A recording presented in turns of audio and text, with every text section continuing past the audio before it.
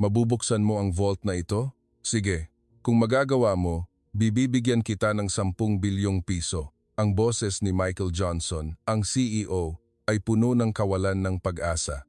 Sa harap niya ay nakatayo ang isang 14 taong gulang lamang na batang Filipino. Sa harap ng vault na hindi nabuksan ng 3 pinakamagaling na eksperto sa seguridad sa loob ng 6 na oras, tahimik na sinabi ni Renzo Alcantara habang binubuksan ang kanyang lumang laptop, "Susubukan ko po." Ang totoo, nasa ganitong sitwasyon si Renzo ilang oras pa lamang ang nakalipas. Nagsimula ang lahat sa isang tawag mula sa kanyang ina. "Renzo, mukhang may late ako sa paglilinis ngayon." Narinig ni Renzo ang boses ng kanyang ina, si Elena, mula sa kabilang linya. Nakahiga si Renzo sa kanyang kama, nakatingin sa screen ng kanyang laptop. "Gaano po kayo may late? Mukhang bandang 1:00 na ng madaling araw. Kung naiinip ka, pwede kang pumunta sa kumpanya. Maari kang maghintay sa lobby ng first floor." Gumalaw ang puso ni Renzo. Naisip niya na mas mabuti pang maghintay sa lobby ng kumpanya kaysa mag-isa sa bahay. Nagbalik sa alaala ni Renzo ang mga pangyayari nang siya ay 7 taong gulang pa lamang. Ang araw na iyon kung saan mahigpit niyang hawak ang kamay ng kanyang ina, naghihintay ng eroplano patungong Amerika. "Renzo, takot ka ba?" "Medyo po. Huwag kang mag-alala. Kasama mo si Mama. Mag-aral ka ng mabuti sa Amerika at maging isang marangal na tao, ha?" Tumango ang bata, ngunit sa totoo lang, takot siya. Naalala niya ang unang araw niya sa American School nang siya ay 9 na taong gulang. Nagulat siya nang makita niya ang ibang mga bata na may mga pinakabagong cellphone at laptop. "Mama, gusto ko rin po ng ganyang laptop." "Patawad, Renzo. Magtatrabaho si Mama ng mas mabuti at bibili ako ng isa para sa iyo, pangako." Nanginginig ang boses niya. Mula noon, hindi na sinabi ni Renzo sa kanyang ina ang anumang gusto niya. Tuwing oras ng tanghalian sa eskwelahan, pumupunta siya sa silid-aklatan. Nahihirapan siyang makisama sa ibang mga bata. Ngunit ang mga computer sa silid-aklatan ay malugod na tinanggap si Renzo. "May gumagamit ba ng upuan na ito?" "Wala po. Araw-araw ka rito, ano?" Ngumiti sa kanya ang matandang librarian. Doon unang nagsimulang matuto si Renzo ng mga kasanayan sa computer. Nang siya ay 10 taong gulang, nakatanggap si Renzo ng isang segunda manong laptop para sa kanyang kaarawan. May linya sa screen at nawawala ang ilang keyboard, ngunit para kay Renzo, ito ay parang isang kayamanan. "Mama, gumawa po ako ng laro." "Talaga? Anong klase ng laro?" Sa screen, isang maliit na pixelated na manika ang gumagala. Ito ang unang likha ni Renzo. Lumuwag ang mga mata ni Elena. Mula noon, kinaya ni Renzo ang kanyang laptop hanggang gabi. Nanonood siya ng mga online course, nangangalap ng impormasyon sa mga advanced na online forum ng computer engineer, at sumusulat ng sarili niyang linya ng code upang palakasin ang kanyang mga kasanayan. "Renzo, huwag mong masyadong pilitin ang sarili mo. Mas mahalaga ang kalusugan." "Mama, kaunti na lang po. Halos tapos na po ito." Ito ang paulit-ulit na pag-uusap, gabi-gabi. Tuwing 3:00 ng madaling araw, pinapanood ni Renzo ang kanyang ina na lumalabas ng bahay. Sumisikip ang kanyang puso sa tuwing nakikita niya ang kanyang ina na naglalakad, may dalang mabibigat na gamit sa paglilinis sa balikat. "Mama, bakit po kayo naghihirap ng ganito sa buhay?" Minsang nagtanong si Renzo. "Para lang maging masaya ka, Renzo. Sapat na sa akin na masaya ka."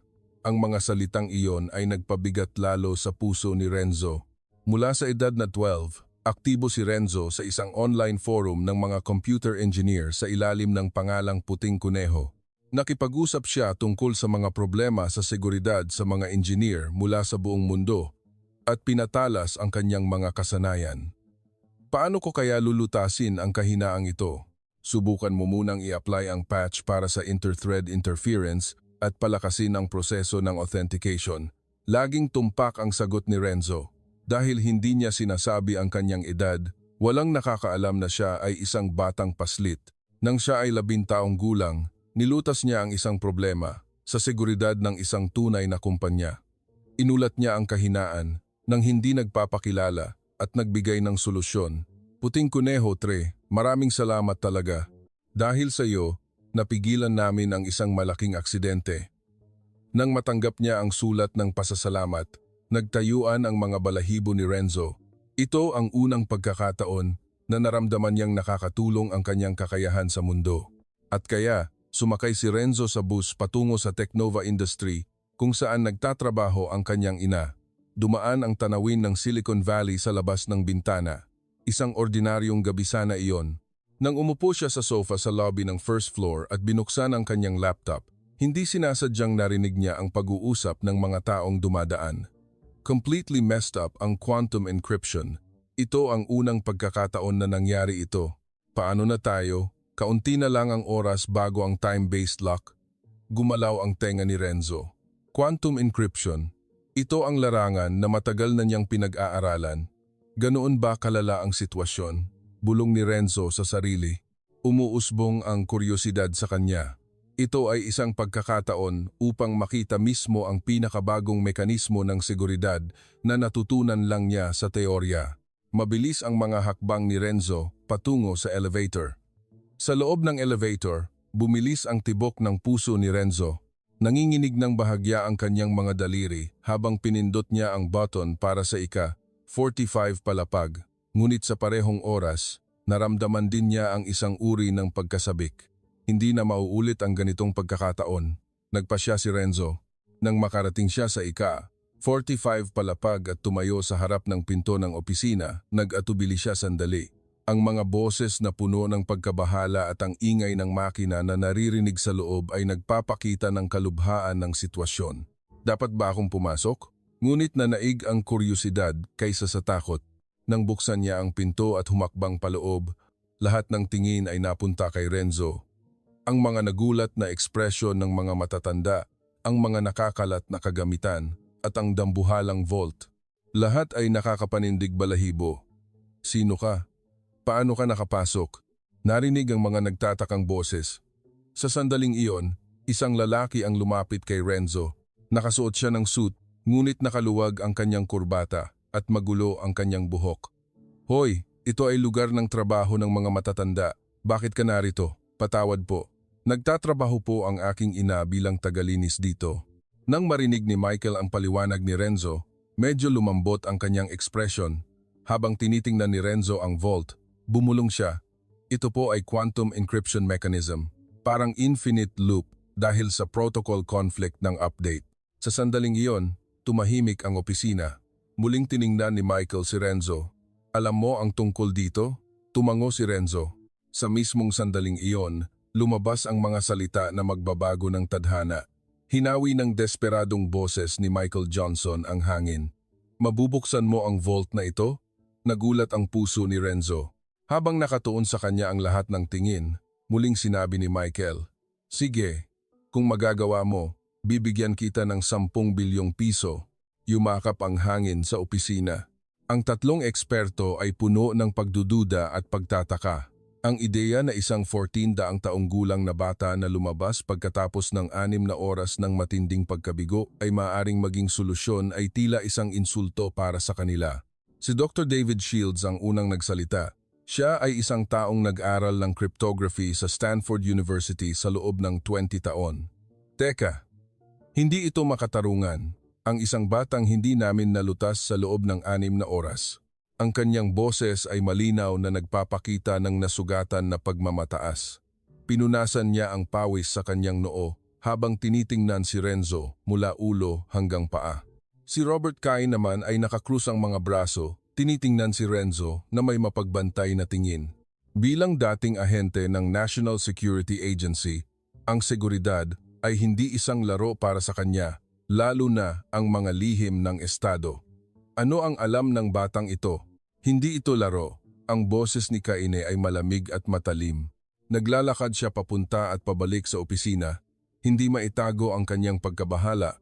Si Jennifer White ay nagtanggal ng kanyang salamin at kinukusot ang kanyang mga mata. Bagamat siya ay naging kandidato sa Nobel Prize para sa quantum computing, nawala na ang kanyang kumpiyansa ngayon. Posible ba ito? Mayroon ba tayong nakaligtaan? Nanginginig ang kanyang mga daliri habang hinahawakan ang keyboard ng kanyang laptop. Malaki ang epekto ng pagkakabangga niya sa pader sa larangan na buong buhay niyang pinagkatiwalaan. Tinitigan ni Michael si Renzo habang naalala niya ang 10 taon na ang nakalipas. Ang panahon ng pinangarap nila ng kanyang mga kaibigan sa isang maliit na garahe sa Palo Alto. Sa panahong iyon, binabaliwala rin sila ng mga tao. Ano ang magagawa ng mga taong nagtapos sa Stanford? Ngunit nagawa nila ito. Binuo nila ang kasalukuyang Technova industry. Nagbalik sa alaala ang pagkapanalo nila ng unang kontrata sa Google 5 taon na ang nakalipas.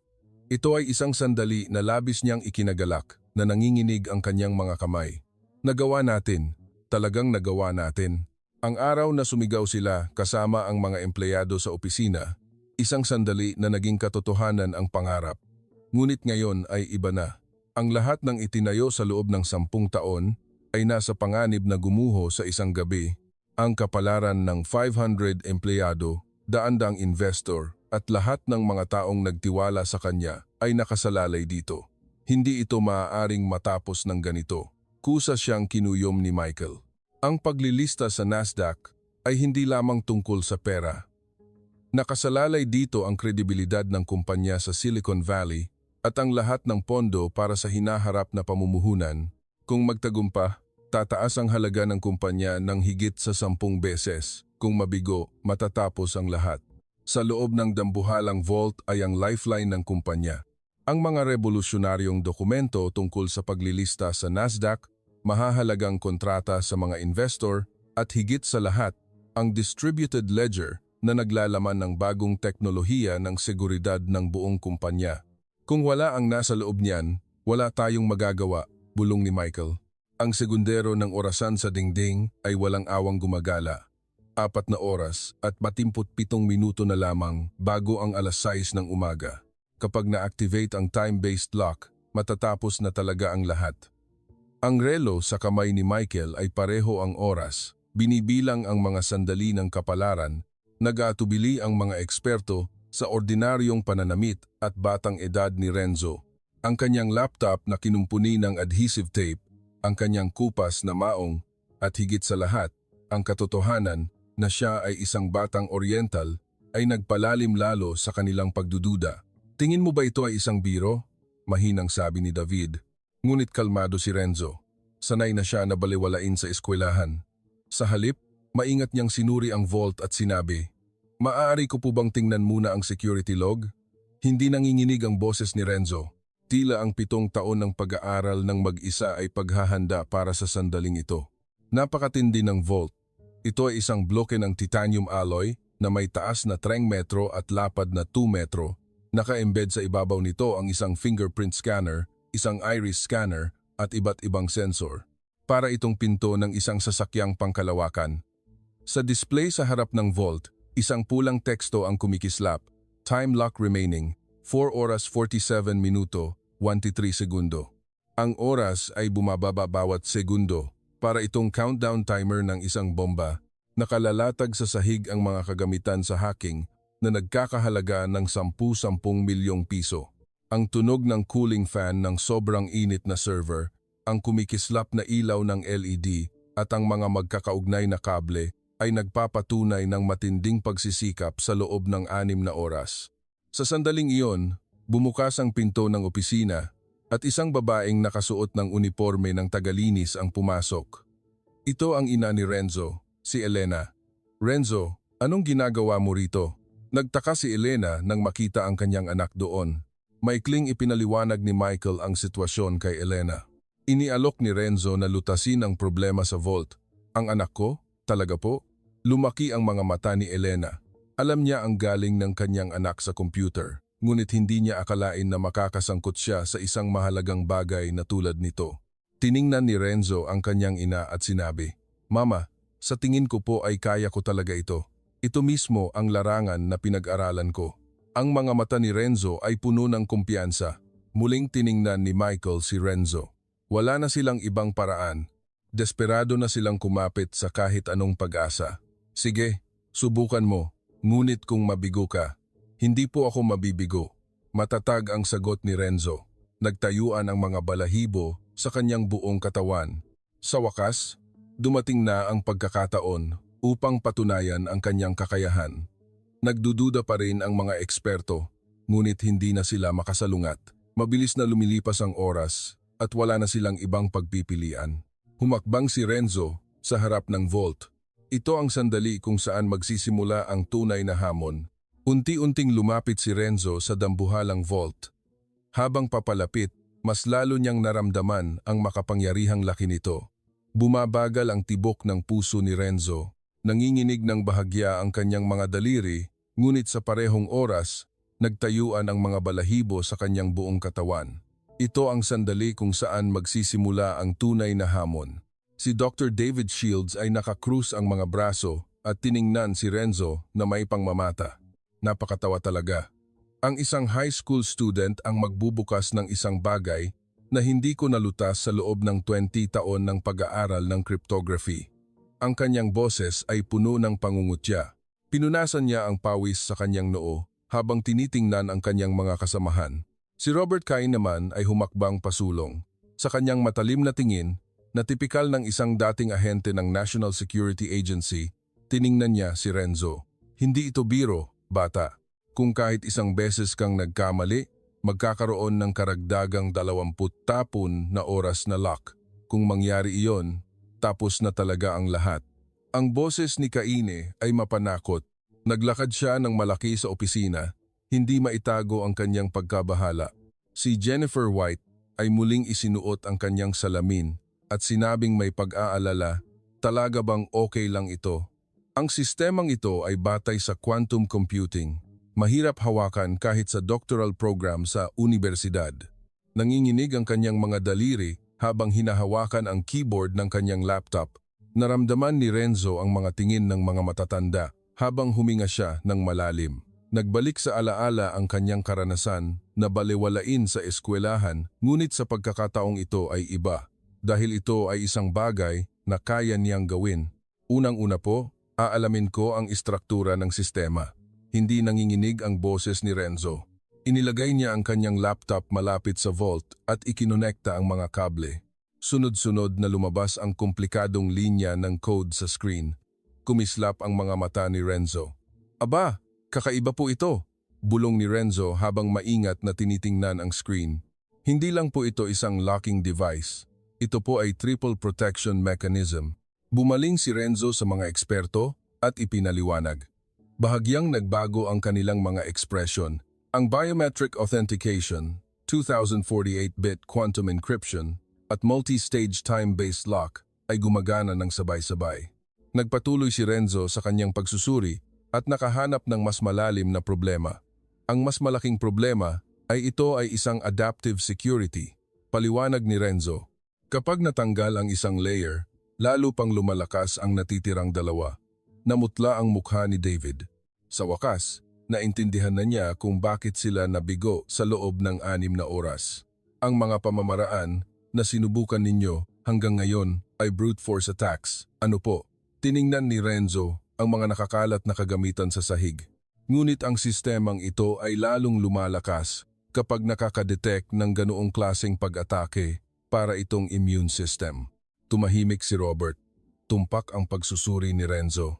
Sumayaw ang mga daliri ni Renzo sa keyboard. Sa screen, dumadaloy ang walang katapusang linya ng code at log information. Nagsimula po ang security update noong alas 11:47 kagabi. Ngunit huminto si Renzo at mariing tiningnan ng screen. Huminto po ang update. Ito ang sanhi ng problema dahil hindi po ito natapos. Naiusal ni Renzo sa pagkasabik. Lahat ng tingin ay nakatuon sa kanya. Ang bagong security protocol at ang existing system ay nagkakabanggaan, kaya po ang sistema ay nasa infinite loop. Tumayo si Jennifer sa kanyang upuan at sinilip ang screen ni Renzo. Totoo nga, ang time synchronization ay ganap na gulo. Ang kanyang boses ay puno ng pagtataka. Ang isang 14 taong gulang na bata ay nakahanap ng susi na hindi nila nakita sa loob ng 6 na oras sa loob ng 10 minuto. Lumapit si Michael kay Renzo. Ito ang unang pagkakataon na nagpakita siya ng tunay na interes. Kung gayon, paano natin ito lulutasin? Ang boses ni Michael ay puno ng pagmamakaawa. Inilagay ni Renzo ang kanyang mga kamay sa keyboard. Bumuo ang tensyon sa kanyang buong katawan. Una po, ihihiwalay ko ang nagkakabanggaan na protocol. Nagsimula siyang mag-type ng komplikadong linya ng code. Isa-isang nawala ang mga error message sa screen. Isang maliit na tunog ng signal ang narinig mula sa vault. Nagbago ang LED ng unang security sa kulay berde. "Nagawa ko po," sigaw ni Renzo sa mahinang boses. Ngunit ang tuwa ay sandalian lang. Biglang nagsimulang tumunog ang alarm mula sa vault. Mas mabilis na kumislap ang pulang ilaw. "Ano? May mali," sigaw ni David. Namutla ang mukha ni Renzo. Isang bagong babala ang lumabas sa screen. Kinikilala ng sistema ang pagpasok. Ang natitirang dalawang security layers ay pinalakas. Nanginginig ang boses ni Renzo. Mas komplikado ang sitwasyon kaysa sa inaasahan. Sumigaw si Robert sa nanginginig na boses. "Tigilan mo. Kung magpapatuloy ito, magkakaroon ng 24 na oras na lock at tapos na talaga ang lahat." Ngunit nagpatuloy si Renzo sa pag-type sa keyboard. Hindi siya maaaring sumuko. "Teka po, kakaiba po ito," sabi ni Renzo habang mariing tinitingnan ang screen. "Ang pattern na ito, hindi lang po ito basta protocol conflict, mayroong intensyon po yata." Kumislap ang mga mata ni Renzo. Tiningnan ni Renzo si Michael. "Mayroon po bang sinumang tao sa loob ng kumpanya na nag-access sa sistemang ito kamakailan? Hindi lang po ito isang pagkakamali." Tumahimik ang opisina. Ang mga salita ni Renzo ay nagpapahiwatig ng isang bagong posibilidad. Namutla ang mukha ni Michael. "Ibig mo bang sabihin, may traitor sa loob?" Patuloy na lumilipas ang oras at ang problema ay tila mas komplikado kaysa sa inaasahan. "Magpatuloy ka," mabigat na sabi ni Michael. Ngayon, si Renzo na lamang ang tanging pag-asa nila. Isang matinding katahimikan ang bumaba sa opisina. Bagamat bahagyang matagumpay ang unang pagtatangka ni Renzo, lalo lamang nitong pinakakomplikado ang sitwasyon. Habang patuloy na tumutunog ang alarm ng vault, bumaba ang balikat ni Renzo. Naramdaman niyang lumalamig ang kanyang mga daliri. Ibinuhos ni Dr. David Shields ang kanyang galit na matagal nang pinigilan. "Tingnan ninyo ito. Ano ang sinabi ko? Ano ang alam ng bata?" Ang kanyang boses ay umalingaw-ngaw sa buong opisina. May ugat na lumabas sa kanyang noo at mahigpit niyang kinuyom ang kanyang kamao. Ganito pala ang pakiramdam kapag binaliwala ang 20 taon ng karanasan. Itinuro ni Robert Kaine ang orasan sa dingding at sinabing malamig, 4 na oras at 15 minuto na lang. Kung magkamali ka ulit, 14 na oras na lock. Kung mangyari iyon, tapos na talaga ang lahat. Naglakad siya ng malaki sa opisina, hindi maitago ang kanyang pagkabahala. Bilang dating ahente ng National Security Agency, ito ang unang pagkakataon na nakaranas siya ng ganitong pagkadesperado. Si Jennifer White ay nagtanggal ng kanyang salamin at kinukusot ang kanyang mga mata, sinabing may pag-aalala sa ganitong unstable na kalagayan ng quantum mechanism, baka mas mapanganib ang susunod na pagtatangka. Nanginginig ang kanyang mga kamay habang hinahawakan ang screen ng laptop. Ito ang unang pagkakataon na nakaranas siya ng ganitong variable sa larangan na buong buhay niyang pinagkatiwalaan. Nakatingin lang si Renzo sa screen ng kanyang laptop. Kumikislap pa rin ang pulang error message sa screen. Naramdaman niya ang lamig sa isang sulok ng kanyang dibdib. Masyado ba akong nagmadali? Nagsimulang sumingit ang pagdududa sa puso ni Renzo. Ang mga mata ni Elena na nakatingin sa kanyang anak ay puno ng pag-aalala. Hindi niya nakaligtaan ang nanginginig na balikat ni Renzo. "Renzo, okay ka lang ba? Huwag mong masyadong pilitin ang sarili mo." Ang malumanay na boses ni Elena ay nagpagaan sa puso ni Renzo. Ngunit sa parehong oras, mas naramdaman niya ang pagkakasala. Tiningnan ni Michael ang tanawin ng Silicon Valley sa labas ng bintana. Ang lahat ng itinayo sa loob ng 10 taon ay nasa panganib na gumuho. Ngunit kakaiba. Walang galit na namuo sa kanyang puso para kay Renzo. Ang batang ito ay nakakita ng isang bagay na hindi namin nakita. May pag-asa pa rin sa puso ni Michael. Muling maingat na tiningnan ni Renzo ang screen. Sinubukan niyang ipagtabuyan ang pagkabigo at muling mag-concentrate. "Teka po, kakaiba po ito." Kumislap ang mga mata ni Renzo. Nakakita siya ng isang regular na pattern sa error message. "Hindi po random ang error code na ito," sabi ni Renzo na may kuryosidad. Nagsimula siyang mag-type sa keyboard upang ayusin ang impormasyon. Paulit-ulit po ito sa parehong pagkakasunod-sunod bawat 47 segundo. Hindi lang po ito basta pagkakamali ng sistema. Sumilip si Jennifer sa screen ni Renzo at nanlaki ang kanyang mga mata. Totoo nga, may temporal na pattern. Ang kanyang boses ay puno ng pagtataka at pagkamangha. Ang isang 27 taong gulang na bata ay muling nakahanap ng susi na hindi nila nakita sa loob ng 6 na oras. Mabilis na nag-type ng code si Renzo sa keyboard. Isang bagong resulta ng pagsusuri ang lumabas sa screen. Inter-thread interference po ito. Nangyayari po sa authentication subroutine. Ang boses ni Renzo ay unti-unting napuno ng kumpiyansa. Hindi ito encryption failure.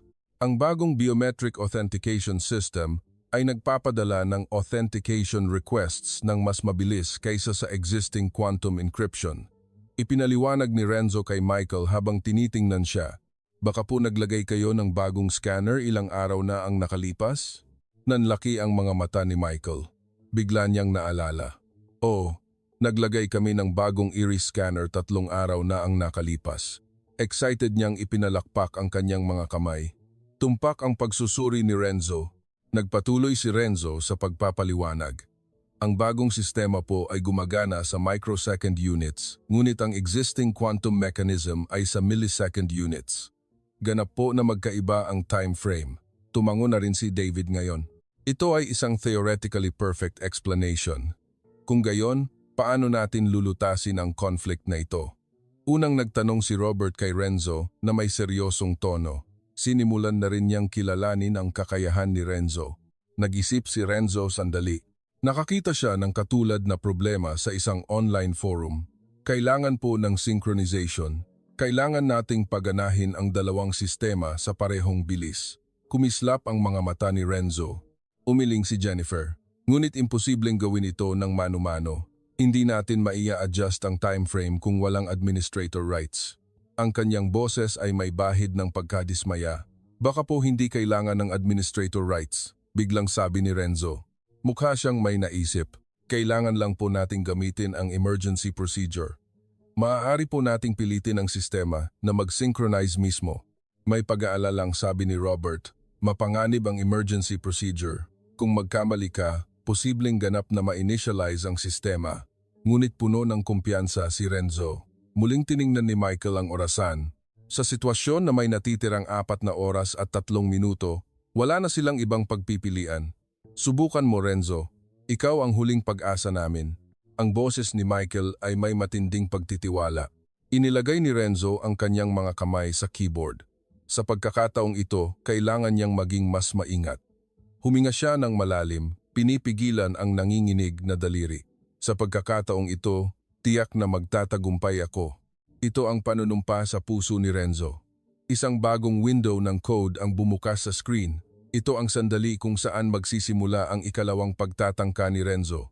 Hindi siya maaaring mabigo sa pagkakataong ito. Lahat ng nasa opisina ay nakatingin kay Renzo. Sa gitna ng mga tingin na may pag-asa at pag-aalala, handa si Renzo na ipakita ang kanyang kakayahan. Ang oras ay walang awang lumilipas. At muling papalapit ang sandali ng kapalaran, huminto ang mga daliri ni Renzo sa keyboard. Nagbalik sa kanyang isip ang pagkabigo ng unang pagtatangka. Ngunit sa pagkakataong ito ay iba.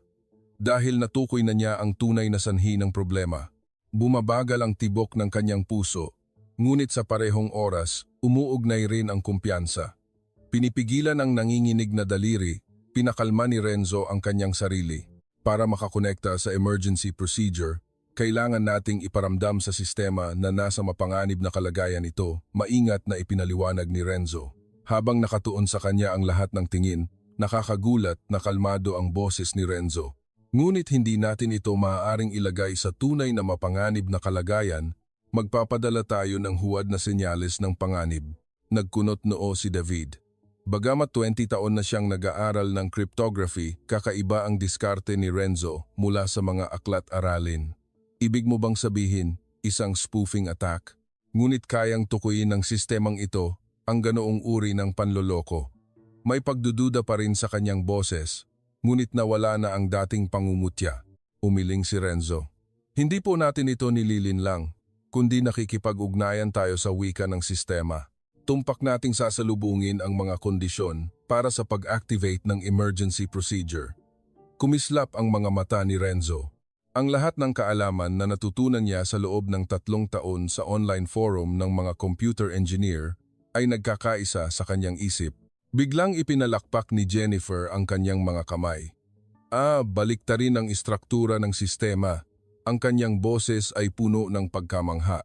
Bilang isang eksperto sa quantum computing, naintindihan niya kung gaano kamalikhain ang diskarte ni Renzo.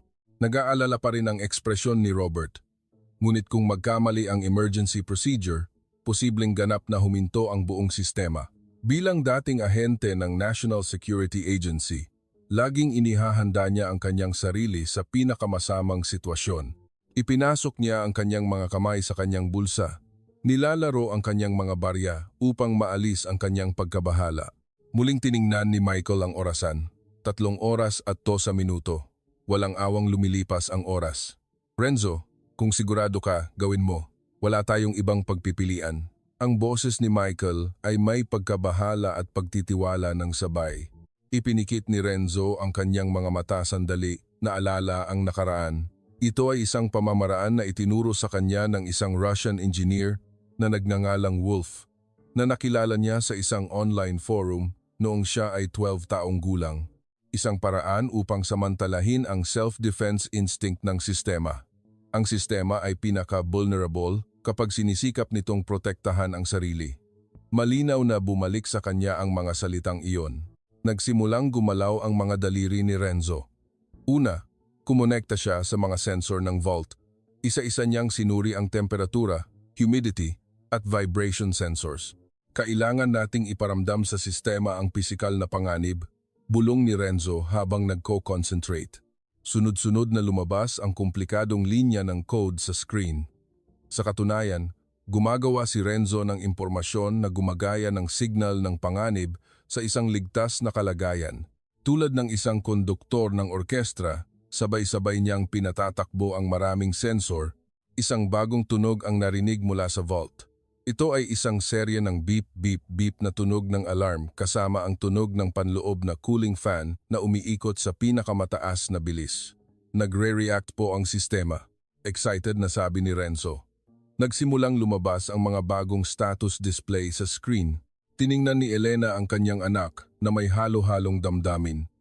Nag-aalala siya, ngunit sa parehong oras, ipinagmamalaki rin niya ito. Hindi niya akalain na ang kanyang anak ay magiging sentral na bahagi ng isang napakahalagang gawain. Ang anak ko, napakagaling pala niya. Lumuwag ang mga mata ni Elena. Biglang, nagbago ang unang LED ng vault sa kulay berde. Lumipat ang biometric authentication system sa emergency mode at na-unlock ang lock. Nagawa ko po, sigaw ni Renzo sa malakas na boses. Ngunit ang tuwa ay sandalian lang. Ang mga LED ng ikalawa at ikatlong security layers ay naging mas maliwanag na pula. Ang tunog ng alarm ay naging mas matindi. Ano? Lalo pang pinalakas ang natitira, sigaw ni David sa gulat. Namutla ang mukha ni Renzo. Ang sistema ay nag-react ng mas agresibo kaysa sa inaasahan. Kinikilala po ng sistema ang pagtatangka ng pagpasok. Ang natitirang 2 layers ay lumipat sa maximum protection mode. Nanginginig ang boses ni Renzo. Isang bagong babala ang lumabas sa display ng vault. Intrusion detected, initiating self-destruction. Masama, kung magkamali ulit, magkakaroon ng 24 na oras na lock. Sigaw ni Robert sa nanginginig na boses. May pawis na lumabas sa kanyang mukha. Mas malala pa ang oras. Nagsimulang bumaba ang natitirang oras bago ang time-based lock dahil sa counter-attack. Bumibilis ang oras.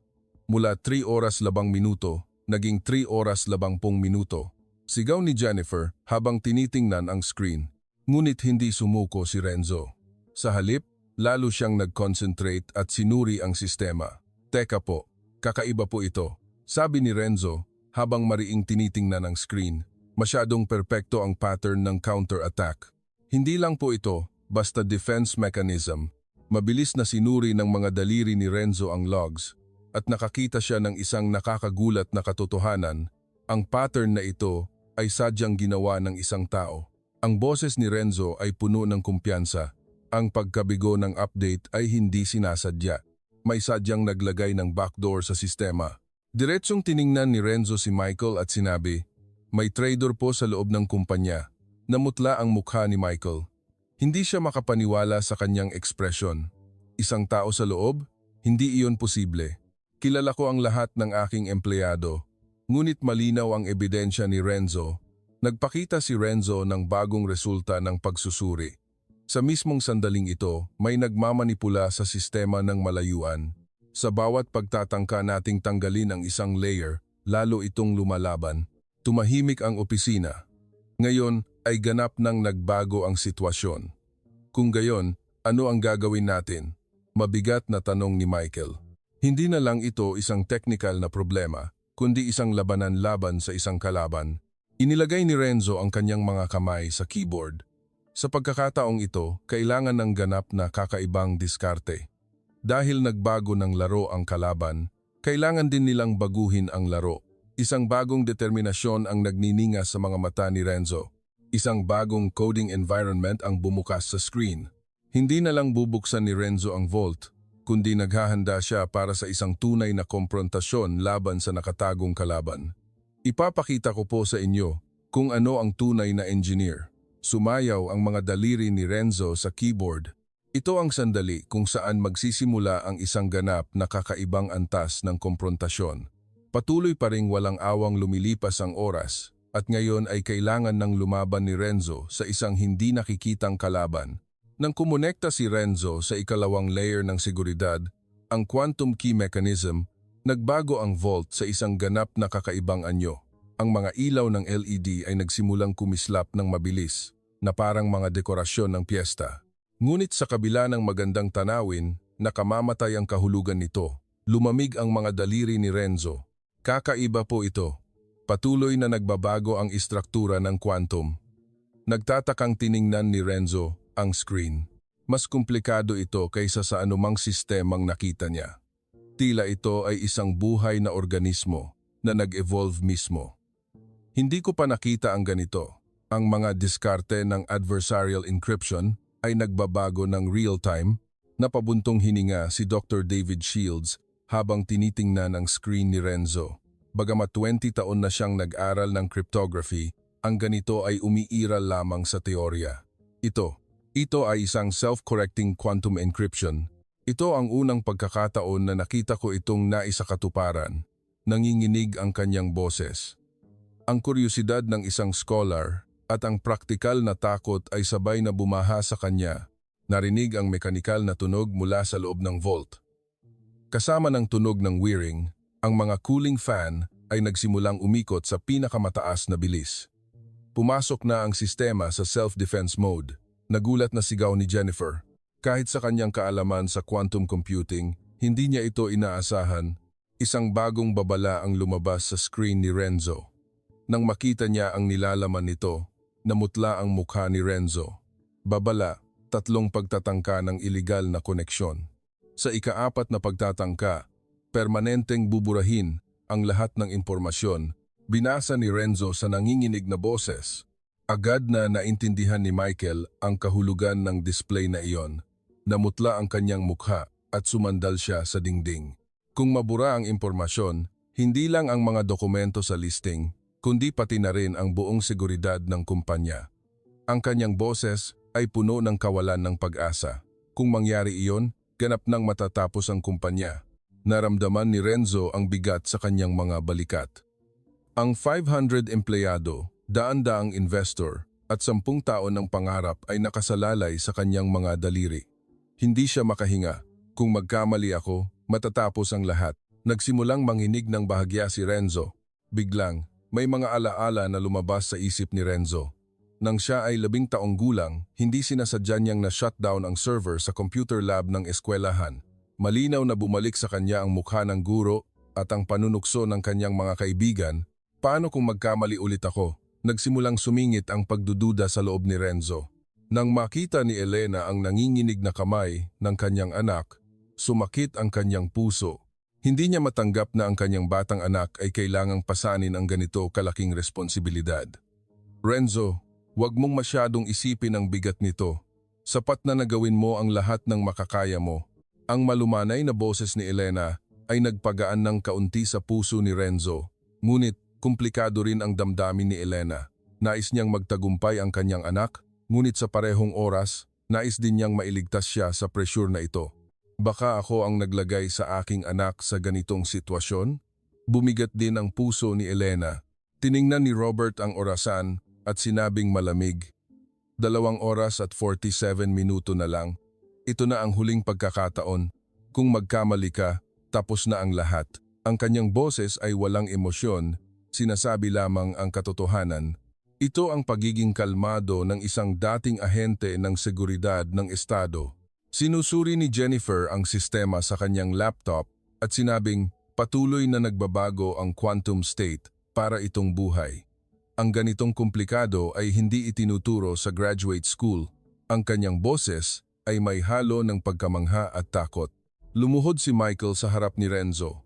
Sa parehong antas ng tingin, seryoso niyang sinabi, "Renzo, kaya mo ba talaga?" Nakasalalay dito ang kapalaran ng lahat. Ang mga mata ni Michael ay puno ng matinding pagnanais. Ngunit sa parehong oras, ayaw niyang bigyan ng pressure si Renzo. Unang nagpakita ng kahinaan si Renzo. Sa totoo lang po, natatakot ako. Kung magkamali po ako, lahat po ay magiging kasalanan ko. Nanginginig ang boses ni Renzo. Ito ang tapat na damdamin ng isang 14 taong gulang na bata. Inilagay ni Michael ang kanyang kamay sa balikat ni Renzo. Hindi mo kasalanan kung magkamali ka. Isang himala na nakarating ka sa puntong ito na hindi namin nagawa sa loob ng 6 na oras. Ang buong pusong pagpapagaan ng loob ni Michael ay nagbigay ng init sa puso ni Renzo. Huminga ng malalim si Renzo at nagpasya. May takot pa rin, ngunit hindi siya maaaring sumuko. Susubukan ko po. Gagawin ko po ang lahat ng makakaya ko. Muling nagkaroon ng determinasyon sa boses ni Renzo. Sa mismong sandaling iyon, isang kakaibang pangyayari ang lumabas sa screen ni Renzo. Nagsimulang gumalaw mag-isa ang cursor. May pumasok po sa sistema ko. Nagulat na sigaw ni Renzo. Ang hindi nakikitang kalaban ay nag-i-interfere ng real-time. Isang mensahe ang lumabas sa screen. Sumuko ka, hindi mo ako matatalo. Diretsyang hinamon ng anonymous na kalaban si Renzo. Umagos ang adrenaline sa mga ugat ni Renzo. Nagbago ang tingin ni Renzo. Sa halip na takot, nag-alab ang laban. Hindi ko po alam kung sino ka, ngunit hinding-hindi ako matatalo. Nagsimulang gumalaw ang mga daliri ni Renzo sa keyboard na parang kidlat. 2 cursor ang nagsimulang maglaban sa screen. Ang isa ay kay Renzo at ang isa ay sa anonymous na kalaban. Para silang naglalaro ng chess, hinaharangan at inaatake ang mga galaw ng bawat isa. Sina David, Robert at Jennifer ay unang nakakita ng ganitong tanawin. Isang real-time na intrusion battle ang nagaganap. Nakita ko talaga ang ganoon, bulong ni David sa gulat. Talagang napakahusay ng anonymous na kalaban. Inaasahan niya ang bawat ruta na susubukan ni Renzo at hinarangan ito. Para bang binabasa niya ang isip ni Renzo. Ngunit hindi rin madaling sumuko si Renzo. Umikot siya at inatake sa mga ruta na hindi inaasahan ng kalaban. Ginawa niya ang lahat ng kaalaman na natutunan niya sa loob ng 7 taon ng pag-aaral ng mag-isa. Ang segundero ng orasan sa dingding ay walang awang gumagala. 2 oras at 35 minuto, 30 minuto, 33 minuto, hindi naghihintay ang oras habang lumalala ang komprontasyon sa pagitan ni Renzo at ng anonymous na kalaban, lalo pang komplikado ang quantum mechanism. Kaunti na lang ang natitirang oras para sa huling layer ng seguridad. Talagang ito na ang huli, bulong ni Renzo habang mahigpit na nakakuyom ang kanyang ngipin. Lahat ay nakasalalay sa sandaling ito. Sa gitna ng komprontasyon sa anonymous na kalaban, hinahanap din ni Renzo ang tunay na layer ng sistema. Sabay niyang ginamit ang 2 display. Sa isa ay nagaganap ang real-time na labanan at sa isa naman ay tahimik niyang sinundan ang katotohanan. Umabot sa sukdulan ang konsentrasyon ni Renzo. May pawis na lumabas sa kanyang noo, ngunit hindi huminto ang kanyang mga kamay. Mayroon po rito, bulong ni Renzo sa mahinang boses. Nakakita siya ng isang log file na nakatago sa pinakaloob na bahagi ng sistema.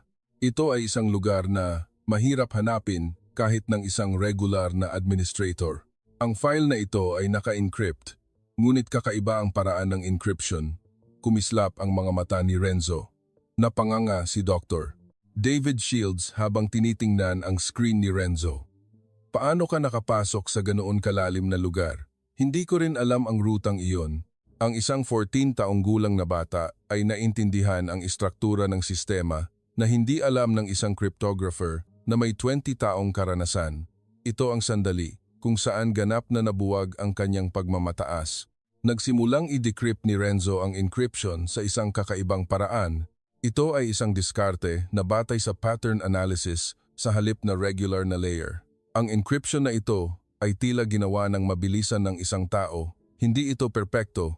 Mabilis na nag-type ang mga daliri ni Renzo sa keyboard. Nang ma-decrypt ang encryption, lumabas ang isang nakakagulat na nilalaman.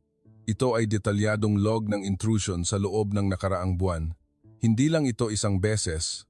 Sa loob ng isang buwan, may patuloy na pumapasok sa sistema, nanginginig ang boses ni Renzo. Mas planado ito na pag-atake kaysa sa inaasahan. Namutla ang mukha ni Michael habang tinitingnan ang screen. Sa loob ng isang buwan, ibig mong sabihin, nakita nila ang lahat ng paghahanda namin sa listing, ang kanyang boses, ay may halo ng galit at pagtataksil. Hindi niya matanggap ang katotohanan na ang lahat ng itinayo sa loob ng 10 taon ay tahimik na minomonitor. Mas detalyadong sinuri ni Renzo at nakakita ng isang nakakagulat na katotohanan. Ang lahat ng connection logs na ito ay mula sa internal communications. Hindi ito mula sa labas, kundi mula sa loob ng kumpanya. Tumahimik ang opisina. Lahat ay nagsimulang magduda sa bawat isa. Habang nagpapatuloy ang pagsusuri ni Renzo, lumabas ang mas konkretong ebidensya. Mayroon din pong naiwang employee ID, 27749. Sino po ang may-ari ng numerong ito? Tanong ni Renzo kay Michael. Namutla ang mukha ni Michael. Nanginginig ang boses ni Michael at sinabi, Ito ang ID ng aming Chief Technology Officer, si David E. Ngunit hindi iyon posible. Unti-unting lumabnaw ang boses ni Michael. Ayaw niyang maniwala, ngunit malinaw ang ebidensya. Habang mas lumalalim ang pagsusuri ni Renzo, lumabas ang isa pang nakakagulat na katotohanan. Mayroong external communication log dito. Nagpapadala po ng impormasyon sa isang kumpanyang tinatawag na Cybertech Solutions. Nang marinig ni Jennifer ang pangalan ng kumpanya, sumigaw siya. Cybertech? Hindi ba iyan ang pinakamalaking kalaban natin? Sinuri ni Robert, na tipikal ng isang dating ahente ng seguridad ng estado. Hindi lang ito basta iligal na pagpasok. Ito ay isang kumpletong industrial espionage. Ito ay isang pangmatagalang plano upang pigilan ang listing. Ang kanyang boses ay may kaalaman ng isang eksperto. Habang nagpatuloy ang pagsusuri ni Renzo, lumabas ang mas detalyadong plano. Ang layunin ay paralizehin ang sistema sa isang araw bago ang anunsyo ng listing. At tila balak din nilang atakehin ang backup system. Lahat ay namangha sa kakayahan ni Renzo sa pagsusuri. Habang mas lumalalim ang investigasyon ni Renzo, lumabas din ang dahilan ng pagtataksil. Si David E. po ay may malaking utang sa loob ng 3 buwan at mayroon ding ebidensya na nakatanggap siya ng malaking halaga ng pera mula sa Cybertech. Mahigpit na kinuyom ni Michael ang kanyang kamao. Ito ay pagtataksil ng isang kasamahan na pinagkakatiwalaan niya. Ganap na nagbago ang tingin ni Elena sa kanyang anak. Hindi lang siya basta isang batang magaling sa computer, kundi isang tunay na eksperto. Ang anak ko, kaya niya pala ang ganoon. May luha na lumabas sa mga mata ni Elena. Pagmamalaki at pag-aalala ang sabay na bumaha sa kanya. Unang yumukod si David kay Renzo. Patawad, ganap kitang minamaliit. Ang ganitong pagsusuri ay mahirap kahit sa doctoral program sa universidad. Ang kanyang boses ay may buong pusong paghingi ng tawad. Lumapit din si Jennifer kay Renzo. Ang ipinakita mo ay hindi lang basta iligal na pagpasok kundi sining. Talagang saludo ako. Magalang siyang yumukod. Habang gumagawa ng karagdagang gawain si Renzo, sinabi niya, sinundan ko na rin po ang buong pagkakakilanlan ng kalaban. Nakuha ko na rin po ang ebidensya upang maparusahan si David E. ng legal. Ito ay isang perpektong pagtatapos. Mabilis na tinawagan ni Michael ang kanyang cellphone. Ituloy ang anunsyo ng listing sa Nasdaq tulad ng pinlano. Ito ang sandali kung saan naging katotohanan ang 10 taon ng pangarap. Lumuhod si Michael sa harap ni Renzo at sinabi, "Ang 10 bilyon ay hindi biro. Talagang ibibigay ko sa iyo. Iniligtas mo ang aming kumpanya. Ito ay isang buong pusong pangako." Ngunit ang sagot ni Renzo ay nagulat sa lahat. "Hindi ko po kailangan ng ganoon karaming pera. Sa halip, mayroon po akong ibang kahilingan. Gusto ko pong gumawa ng mas maraming trabahong tulad nito. Trabahong makakatulong sa mga tao." Ang mga mata ni Renzo ay puno ng purong pagkahilig. "At ayaw ko na po sanang magtrabaho si Mama ng mahirap." Nagalak na sabi ni Michael, "Kung gayon, gusto mo bang maging Chief Security Officer ng aming kumpanya? Siyempre, sa espesyal na kondisyon, isinasaalang-alang ang iyong edad. Ito ay simula ng isang bagong buhay." Mula sa labas ng bintana, pumasok ang unang sinag ng bukang liwayway. Natapos na ang mahabang gabi at magsisimula na ang isang bagong araw. Ito ang sandali kung saan bumukas ang isang ganap na bagong hinaharap para kay Renzo, Elena at sa lahat ng Technova industry.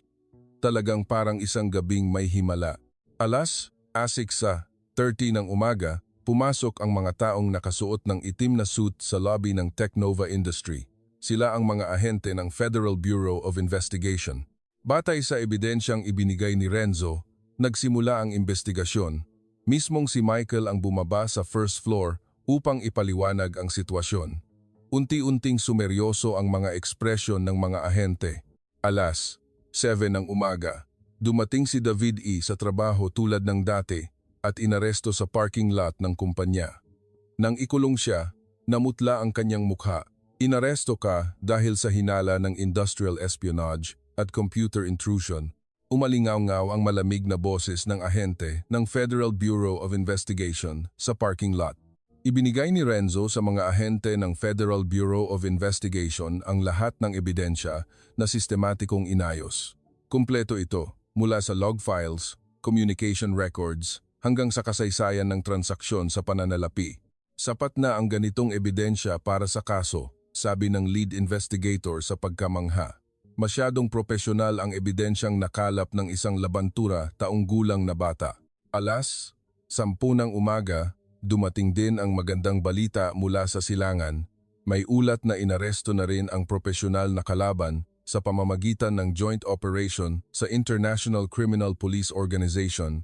"Naaresto namin siya sa Bucharest, Romania." Ang IP address na sinundan ni Renzo ang naging susi, sabi ng ahente ng Interpol habang ibinaba ang kanyang hinlalaki. Ang kalaban na Cybertech Solutions ay nasa ilalim na rin ng investigasyon. Ang mga executive ng kumpanya ay isa-isang ipinatawag dahil sa hinala ng pagkuha ng industrial spies. Ganap ng tapos, posibleng magsara ang kumpanya, bulong ni Jennifer habang nanonood ng balita. Mula sa hapon, nagsimulang dumagsa ang mga mamamahayag. Ang mga headline tulad ng "Labang Taima, Year-Old Genius Engineer Arrests Industrial Espionage Ring" ay lumabas sa lahat ng balita. Ang Genius Boy na nagligtas sa Technova, ang batang Filipino na nagligtas sa Silicon Valley. Nag-atubili si Renzo at Elena sa biglaang atensyon. Maikling nakipagpanayam si Renzo. "Ginawa ko lang po ang lahat ng makakaya ko. Hindi ko po ito ginawa ng mag-isa. Maraming tao po ang tumulong sa akin." Ang mature na pag-uugali ni Renzo, na hindi tipikal ng isang 14 taong gulang, ay namangha sa mga mamamahayag. Alas 3 ng hapon, tumunog ang bell para sa listing ng Technova Industry sa Nasdaq sa New York. Nagsimula ang presyo ng stock ng 50% na mas mataas kaysa sa inaasahan dahil malalim na humanga ang mga investors sa kuwento ni Renzo. Lumagpas sa 10 bilyong dolyar ang halaga ng kumpanya sa isang araw. Sumigaw si Michael sa tuwa sa balitang narinig niya sa telepono. Hiwalay na tinawag ni Michael si Renzo at Elena at nagbigay ng seryosong alok. "Renzo, gusto mo ba talagang maging Chief Security Officer ng aming kumpanya?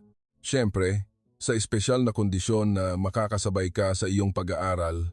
Kumislap ang mga mata ni Renzo. "Mayroon po akong kondisyon," seryosong sabi ni Renzo. "Gusto ko pong gamitin ang bahagi ng kinita kong pera sa edukasyon sa cybersecurity. Para po sa mga batang may talento ngunit walang pagkakataon tulad ko." Gumagalak na tumango si Michael. Hindi na kailangang magtrabaho ni Elena sa paglilinis sa umaga. Dahil sa natanggap ni Renzo na kabayaran, naging posible ang isang matatag na buhay. Talagang parang panaginip. Ang anak ko, kaya pala niya ang ganito. Lumabas ang luha ng kaligayahan sa mga mata ni Elena. Isang buwan pagkatapos, lumipat si Renzo at Elena sa isang magandang lugar sa Silicon Valley. Mayroon din siyang sariling computer lab. Masaya siya sa silid na puno ng pinakabagong kagamitan. Ngayon, mas marami na akong matutulungan. Nag-alok sina David, Jennifer at Robert na maging mentor ni Renzo. Kung may gusto kang matutunan, tumawag ka lang anumang oras. Tuturuan ka namin. Malugod na sabi ni David. Ang unang opisyal na proyekto ni Renzo ay ang pagbuo ng isang security mechanism para sa maliliit na kumpanya.